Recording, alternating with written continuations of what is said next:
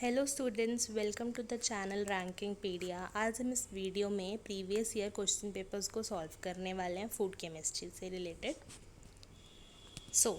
उससे पहले आप रैंकिंगपीडिया को आप गूगल प्ले स्टोर से जाके डाउनलोड कर सकते हैं। रैंकिंगपीडिया को आपको सिंपली रैंकिंगपीडिया लिखना है और आपको वो मिल जाएगा। आप उसको डाउनलोड कर लीजिएगा। और भी अपकमिंग वीडियोस के लिए आप यूट्यूब पे रैंकिंगपीडिया को हमारे इसी चैनल को सब्सक्राइब कर लें और बेल नोटिफिकेशन को ऑन कर लीजिए। ये आपका जो एग्ज़ाम है FAE का और JEE का food analyst examination and junior analyst examination से रिलेटेड एक कोर्स है हमारे पास। बहुत ही अफोर्डेबल प्राइस है 2199, जहाँ पर आपको वीडियोस लेक्चर मिलेंगे, एंटायर सिलेबस के आपको कंप्लीट नोट मिलेंगे for the syllabus, mock test मिलेगा फॉर द एग्ज़ाम के लिए, MCQ के क्वेश्चन बैंक्स होंगे आप और गाइडेंस और डाउट सेशंस भी आपके होंगे इसमें। तो इन सब के लिए आप इस कोर्स की फ़ी भी बहुत कम है 2199, आप इसको ज्वाइन कर सकते हैं। तो उसके लिए आप डाउनलोड कर लीजिए गूगल प्ले स्टोर से रैंकिंगपीडिया को। आप वहाँ पर ये कोर्स आप ले सकते हैं जाके। ओके, फूड केमिस्ट्री का सबसे पहला जो आपका टॉपिक है वो ही है फूड केमिस्ट्री का जो हम पहला क्वेश्चन करने वाले हैं। ये कंबाइंड टॉपिक से रिलेटेड है। First question is which of the following properties of water is most crucial for it role as a universal solvent. कौन सी प्रॉपर्टी है आपकी वाटर की जो बहुत ही यूनिवर्सल सॉल्वेंट में क्रूशल रोल प्ले करती है? तो इसका आंसर है आपका polarity. As we all know, polarity जो होती है water molecule is the most crucial property of its role as universal solvent. तो यूनिवर्सल सॉल्वेंट में देखा जाए तो ना ही हाई स्पेसिफिक वेट, ना ही लो विस्कोसिटी, ना लो बॉइलिंग पॉइंट, पोलैरिटी होगी। पोलैरिटी वाटर में होती है जैसे पॉजिटिव चार्ज, नेगेटिव चार्ज। तो आपका आंसर होगा polarity. Next is what is the main reason for high heat capacity of water. तो हाई हीट कैपेसिटी जो होती है पानी की, उसका सबसे रीज़न क्या है? It's molecular weight, hydrogen bonding between the molecules, its density, the presence of dissolve minerals. तो डिजॉल्व मिनरल्स तो नहीं होगा, डेंसिटी भी नहीं होती। हाइड्रोजन बॉन्ड, भाई पानी में कौन सी बॉन्ड्स होती हैं हमने वीडियोस में हमने पढ़ा भी हुआ है वाटर की। तो आपने अगर नहीं देखी है वीडियोस तो आप जाके चैनल पे देख सकते हैं। Main reason for high heat capacity of water is hydrogen bonding between them. सबसे मेन रीज़न जो होगा वो हाइड्रोजन बॉन्ड होगा बिटवीन द मॉलिक्यूल्स, क्योंकि वाटर मॉलिक्यूल्स जो होते हैं आपके H2O होता है, तो उसके बीच में जो आपका वाटर मॉलिक्यूल्स के बीच में आपकी बॉन्ड होती है ना, वो हाइड्रोजन बॉन्ड होती है जो आपके मॉलिक्यूल्स को कंबाइन करके बनाती है, that is hydrogen bond. Next is which of the following is disaccharides. तो इनमें से कौन सा आपका डाइसेक्राइड्स है? तो ये एग्जाम्पल्स हैं, ये आपको याद ही करने पड़ेंगे, इसमें कुछ नहीं हो सकता। तो आपके पर जो आपका ग्लूकोज होता है तो वो आपका क्लासिफाइड होता है, जैसे मोनोसेक्राइड, पॉलीसेक्राइड। पॉलीसेक्राइड में ही आपके मोर देन आ जाता है, तो आप उसी में कह सकते हो डाइसेक्राइड, सॉरी। तो उसी में आपका आ जाता है डाइसेक्राइड, ट्राइसेक्राइड, टेट्रासेक्राइड और ऐसे ही आपके सोन आपके आ जाते हैं। सेकेंड वाला जो है डाइसेक्राइड, डाइसेक्राइड मतलब इसमें आपकी 2 शुगर की आपकी मोनोसेक्राइड लिंक्ड होंगे। तो इसमें क्या होगा, 2 यूनिट्स होंगी, 2 यूनिट्स ऑफ मोनोसेक्राइड्स होंगी, ठीक है। तो इसका एग्जाम्पल होगा सुक्रोज, क्योंकि ग्लूकोज, फ्रक्टोज आर मोनोसेक्राइड्स होते हैं और स्टार्च आपका पॉलीसेक्राइड्स होता है। तो आंसर क्या होगा, सुक्रोज। नाउ सेलुलोज, सेलुलोज में पहले बता देती हूँ, सेलुलोज जो होता है आपका एक पॉलीसेक्राइड होता है, is a type of carbohydrate primary found in. बहुत ही सिंपल क्वेश्चन है कि सेलुलोज कहाँ पे पाया जाता है? तो भाई वो प्लांट सेल वॉल में पाया जाता है, सेल वॉल है ना। तो सेल वॉल जो प्लांट सेल वॉल होती है उसकी सेल वॉल जो बनी होती है वो सेलुलोज की बनी होती है, और सेलुलोज एक पॉलीसेक्राइड है और a major component cell wall in the plant. जो भी हमारी प्लांट होता है उसकी जो मेजर कंपोनेंट सेल वॉल की होती है वो आपकी सेलुलोज से ही बनी होती है, और ये आपका एक स्ट्रक्चर सपोर्ट प्रोवाइड करता है आपके प्लांट को, आपको रिजिडिटी प्रोवाइड करता है, आपको स्ट्रेंथ प्रोवाइड करता है। किसको? प्लांट को। आपको मतलब प्लांट को, प्लांट के आपके प्लांट को आपका रिजिडिटी प्रोवाइड करेगा, स्ट्रेंथ प्रोवाइड करेगा। एक मेन प्रॉपर एक तरह से ये सेल वॉल है जो कि स्ट्रक्चरल प्रॉपर्टी की वजह से स्ट्रक्चरल सपोर्ट देगा आपको ये। Next question, which type of bond is primary responsible for the primary structure of protein. तो आपको पता है primary structure of protein, secondary structure of protein, tertiary structure of protein, quaternary structure of proteins होते हैं। तो कौन सी bond responsible होगी आपकी प्राइमरी स्ट्रक्चर ऑफ प्रोटीन्स में? सो पेप्टाइड बॉन्ड जो होते हैं, the primary structure of protein is determined by the sequence of amino acid link together by peptide bond. पहली बात तो प्रोटीन होता क्या है, प्रोटीन के बारे में बताएं तो प्रोटीन एक सीक्वेंस है ऑफ अमीनो एसिड्स का। क्या बोला? Protein sequence of amino acids होता है। और प्रोटीन में जो आपकी बॉन्ड्स होती हैं, आप बचपन से ही पढ़ते आ रहे हो, आपको पता ही होगा, पेप्टाइड बॉन्ड होती है वो। Protein consist of peptide bond. Hydrogen bonding किसमें अभी मैंने बताई लास्टली आपको? वाटर में। आयनिक बॉन्डिंग जहाँ आपका आयंस बनता है, cation and A9, disulphide bridges अलग उसमें आएंगे आगे, आप देखना जब सल्फाइड लिंकेज से रिलेटेड होगा। तो आपका प्राइमरी स्ट्रक्चर जो प्रोटीन का होता है वो पहले बात तो सीक्वेंस ऑफ अमीनो एसिड है। अमीनो एसिड आपको पता ही होंगे, मीथोनिन, ट्रायोसाइन, ट्रिप्टोफेन, ऐसे करके कंबाइन करके आपका बना होता है। जैसे मीथोनिन हो गया, ऐसे करके आपकी एक चेन बनी होती है, वो चेन कंटिन्यू होती है। तो सीक्वेंस है अमीनो एसिड्स की। एसेंशियल आपके 20 अमीनो एसिड्स होते हैं और वो लिंक्ड किससे होते हैं? आपकी पेप्टाइड बॉन्ड से। Peptide bond is the answer. Next is what is the significance of tertiary structure of protein? क्या सिग्निफिकेंस है आपका टर्शरी स्ट्रक्चर ऑफ प्रोटीन? मैंने अभी बताया कि प्राइमरी, सेकेंडरी, टर्शरी ऐसे स्ट्रक्चर्स होते हैं। तो टर्शरी स्ट्रक्चर का सिग्निफिकेंस क्या है? So it determine the sequence of amino acid?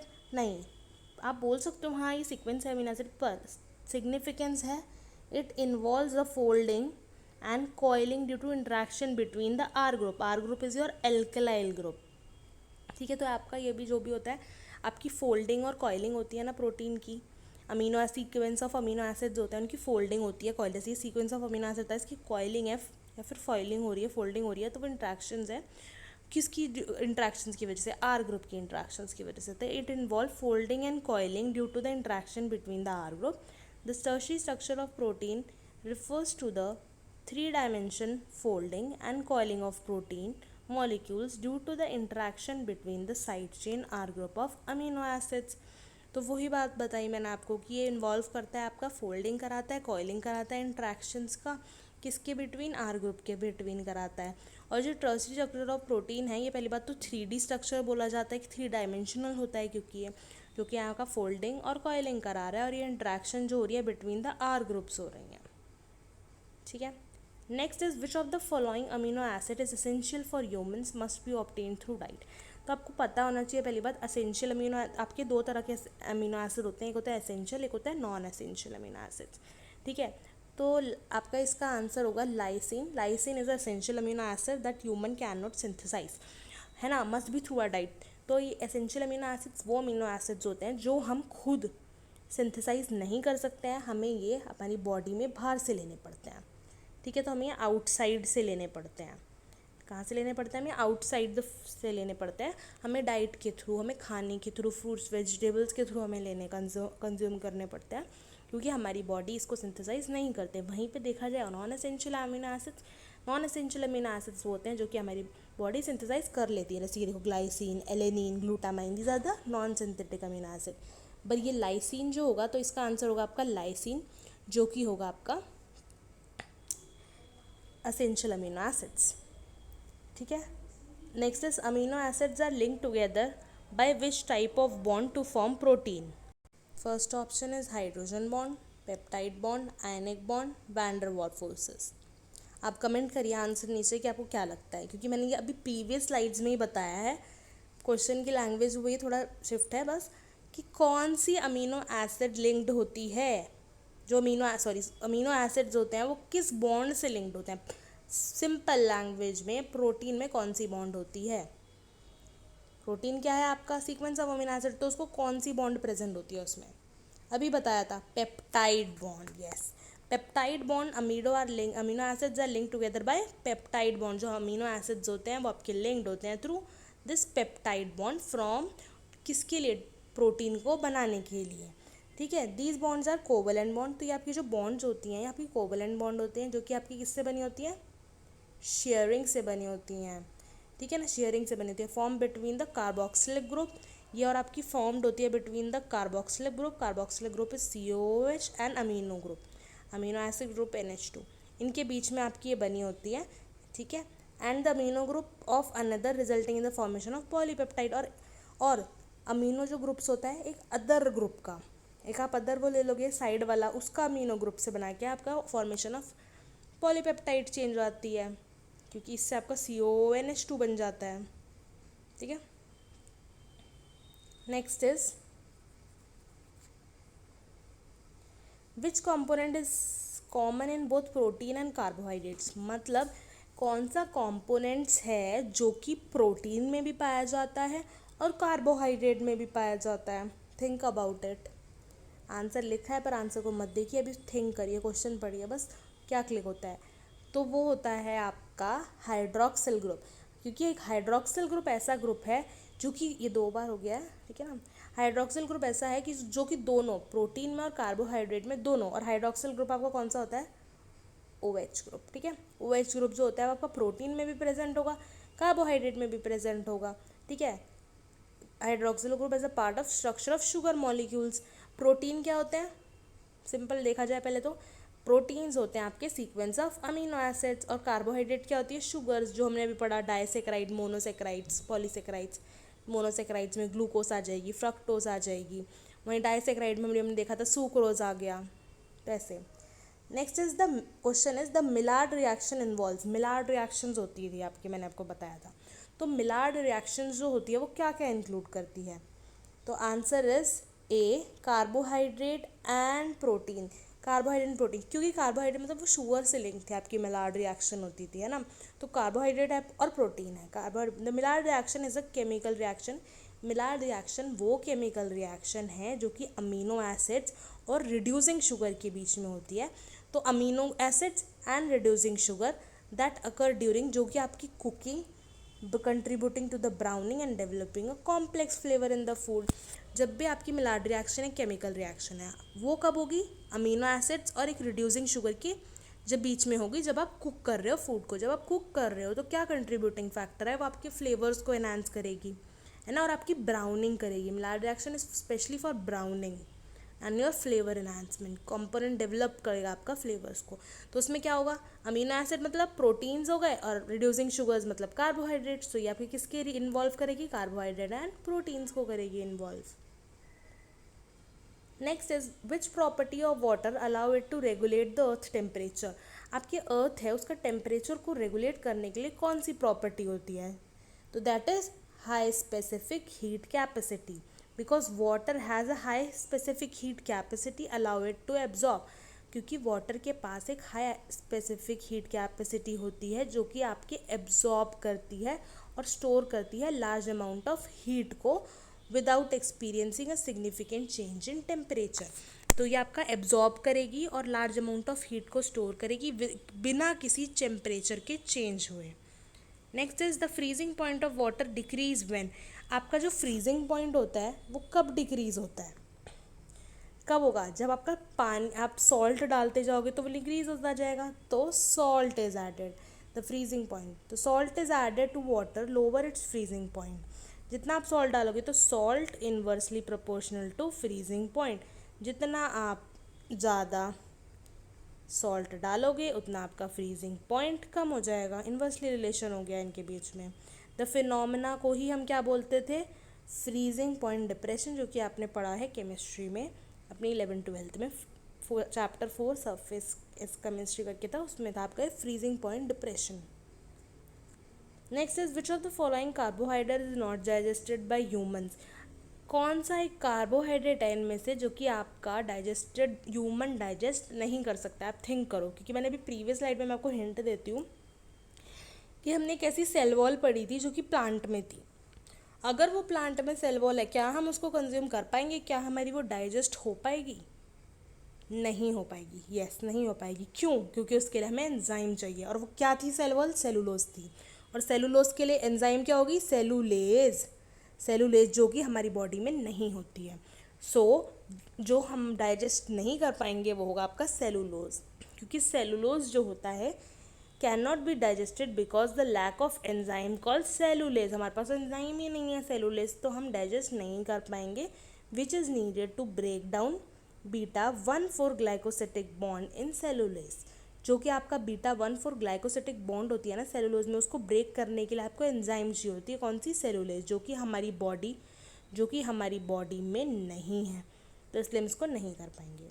Next question is what is the primary function of carbohydrate in the human body. Carbohydrate आपका शुगर प्रोवाइड करता है, बहुत सारे फंक्शंस ये रोल हमारे बिल्डिंग हमारी बॉडी में भी करता है। तो कौन सा फंक्शन करता है कार्बोहाइड्रेट? भाई कार्बोहाइड्रेट है, शुगर है, किसका? एनर्जी प्रोवाइड करेगा, तो इसका आंसर होगा प्रोवाइडिंग एनर्जी। एनर्जी प्रोवाइड करता है, एक तरह से वो शुगर है क्योंकि तो आपका एनर्जी प्रोवाइड करेगा। विच of the following structure represent the 3D shape of the single polypeptide chain. ये भी मैंने ऐसा ही कुछ लिंक था क्वेश्चन, याद करो आप, कि मैंने बोला था आपको समझाते समय कि प्रीवियस स्लाइड में 3D स्ट्रक्चर्स होता है उस प्रोटीन का। कौन सा प्रोटीन था वो? टर्शरी, यस बिल्कुल सही, टर्शरी प्रोटीन, टर्शरी स्ट्रक्चर था, क्योंकि मैंने आपको बताया था ये प्रोटीन के ही सारे होते हैं, primary, secondary, tertiary and quaternary. तो इसका आंसर होगा आपका टर्शरी स्ट्रक्चर, क्योंकि टर्शरी स्ट्रक्चर 3D स्ट्रक्चर होता है, जो कि मैंने अभी क्या बताया था, फोल्डिंग एंड कॉइलिंग में काम करता है।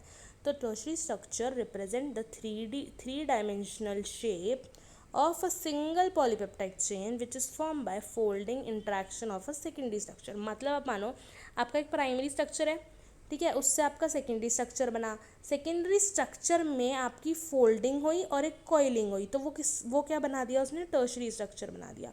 सो कॉइलिंग हुई, जो कि folding and coiling which take place in the secondary structure leads to the formation of secondary structure lead the formation of tertiary structure. मतलब जो भी आपकी फोल्डिंग एंड कॉइलिंग हुई किसमें मैं रिपब कर दूँ एक मिनट, जो भी फोल्डिंग कॉइलिंग आपकी सेकेंडरी स्ट्रक्चर्स में हुई वो लीड कर रही हैं आपकी टर्शरी स्ट्रक्चर्स को, वो ही आपका स्ट्रक्चर है। Next is denaturation. आपको पता है डीनेचुरेशन होता है, एग डीनेचुरेशन हो जाता है, ठीक है। तो denaturation of protein affect which level of protein. जो डीनेचुरेशन होता है वो आपका कौन से लेवल ऑफ प्रोटीन को अफेक्ट करेगा?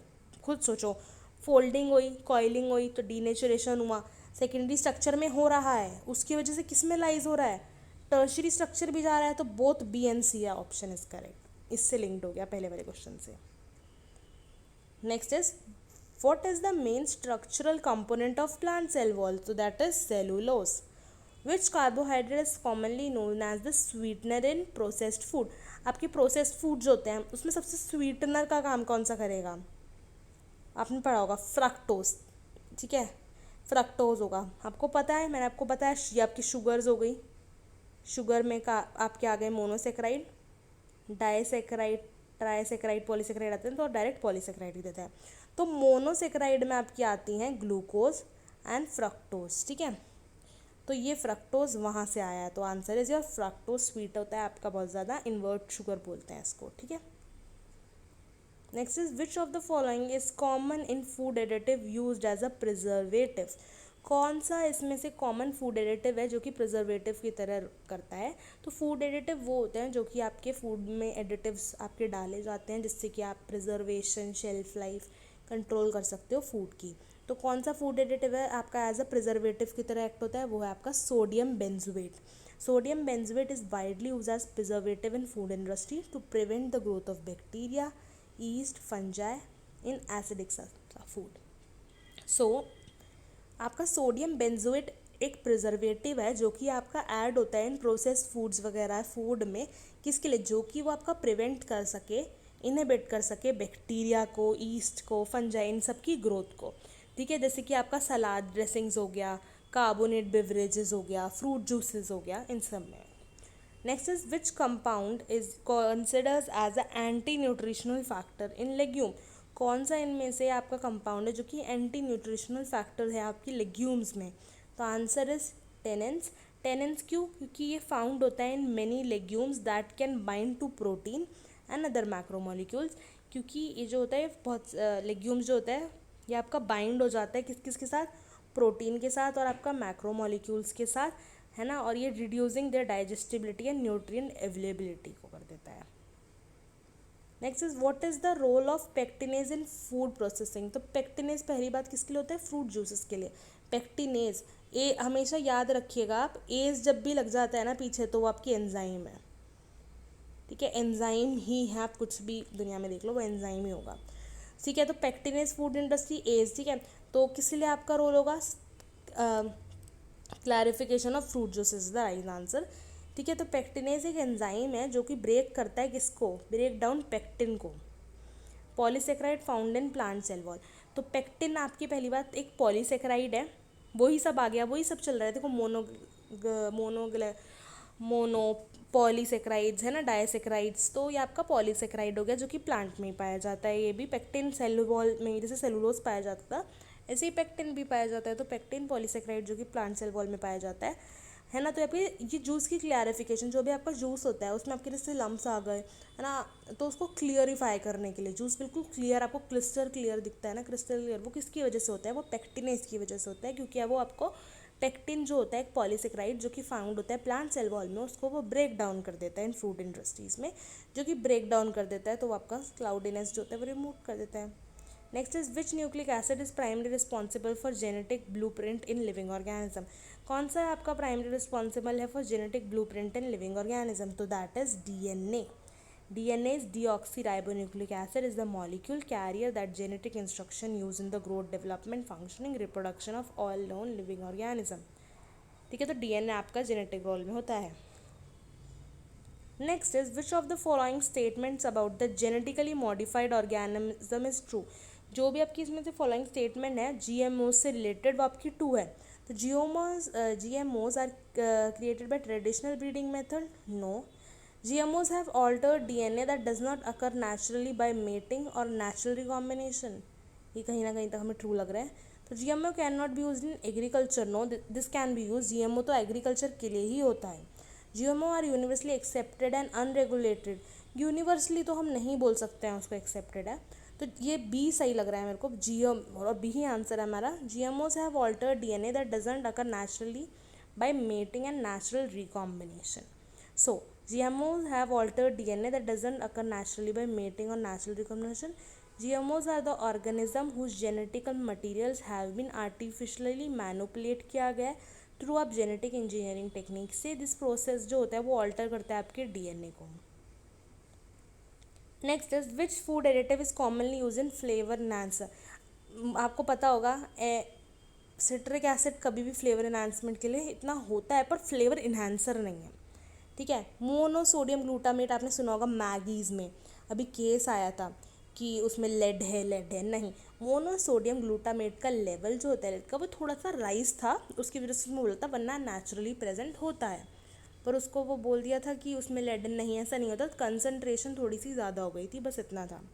सो monosodium glutamate is your flavour enhancer, जो कि आपके फ्लेवर्स को इन्हांस करता है, जो कि इन्हांस आपको करता है। फ्लेवर्स का एक नया वर्ड आया है, उमामी होता है, सुना होगा। तो वो उमामी फ्लेवर है ना, वो उमामी फ्लेवर लाता है फूड में, जिससे कि आपका मतलब होता है टेस्ट और आता है, सेवरी टेस्ट होता है, बहुत ही अपीलिंग टेस्ट होता है।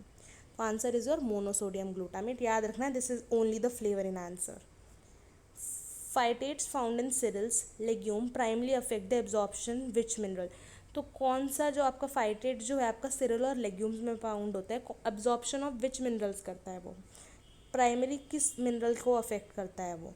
तो answer is zinc, because phytates can bind to zinc. Phytate जो होता है आपका वो आपका बाइंड, ये जो फाइटेट है ये आपका बाइंड हो जाता है विद जिंक के साथ, और ये आपका क्या करता है फिर, ये आपकी इनहिबिट करता है एब्जॉर्प्शन को। किसको इनहिबिट कर देता है? आपके एब्जॉर्प्शन को इनहिबिट करता है, potentially leading to deficiency.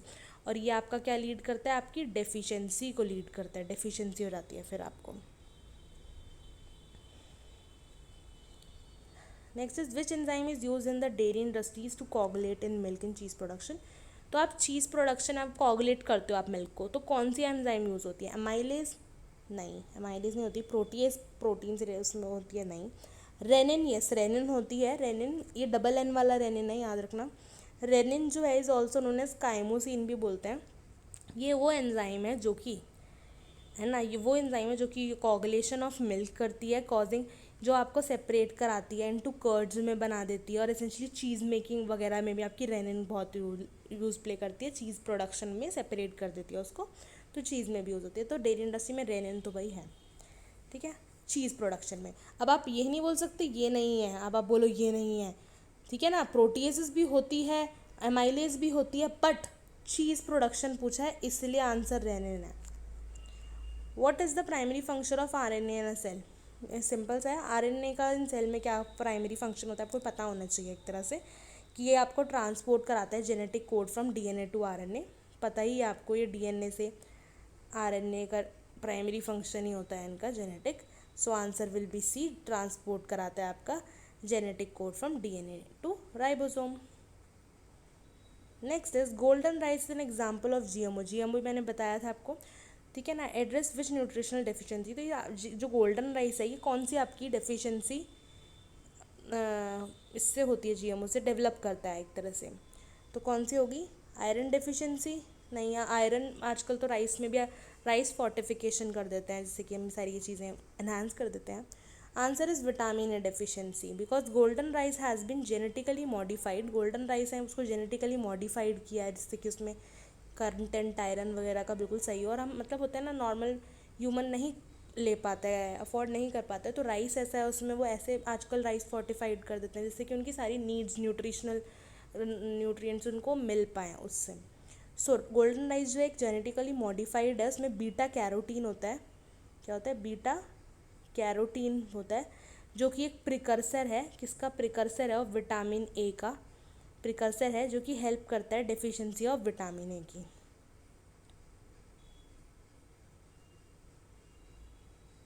Which of the following is a artificial sweetener. तो आर्टिफिशियल स्वीटनर आपका एस्पार्टेम, क्यों बताओ? क्योंकि सुक्रोज, फ्रक्टोज है, already told these are also saccharides हैं। ये भी आपका सेकेराइड्स है, ये आपका डायसेकेराइड है, ये आपका डायसेकेराइड है और आपका मोनोसेकेराइड है। एस्पार्टेम आपका एक आपका स्वीटनर्स है। स्वीटनर्स जो आपकी लो कैलोरीज में होते हैं, आर्टिफिशियल स्वीटनर, जो कि शुगर फ्री टाइप ही होते हैं, जो कि स्वीटनेस प्रोवाइड करते हैं। तो aspartame is low calorie artificial sweetener, बहुत ही लो कैलोरी होती है, शुगर फ्री होता है। Next is which anti nutritional factor is commonly found in raw soybean and inhibit protein digestion. कौन सा एंटी न्यूट्रिशनल फैक्टर इसमें से, चारों ऑप्शंस में से कॉमनली आपका फाउंड होता है आपका सोयाबीन्स में, रॉ सोयाबीन्स में, और आपका वो इनहिबिट करता है प्रोटीन डाइजेशन को, मतलब वो प्रोटीन डाइजेशन को नहीं होने देता है। और ऐसा न्यूट्रिशन फैक्टर है जो कि वो फाउंड है सोयाबीन में। तो कौन से सोयाबीन में ऐसा एंटी न्यूट्रिशनल फैक्टर है जो कि प्रोटीन को इनहिबिट करता है? तो आंसर इज ट्रिप्सिन इनहिबिटर। नाम ही देखो, इनहिबिटर, यही इनहिबिट कर रहा है, ट्रिप्सिन इनहिबिटर, जो कि आपका रॉ सोयाबीन में होता है, जो कि इंटरफेयर करता है और आपका प्रोटीन डाइजेशन को इनहिबिट करता है by the activity of trypsin. क्योंकि ट्रिप्सिन भी आपकी एक एंजाइम है, ये भी एंजाइम है, और यही आपकी क्या कर रही है? इनहिबिट कर रही है, इनहिबिट कर रही है एक्टिविटीज़ को, ठीक है। Okay, now we come to an and.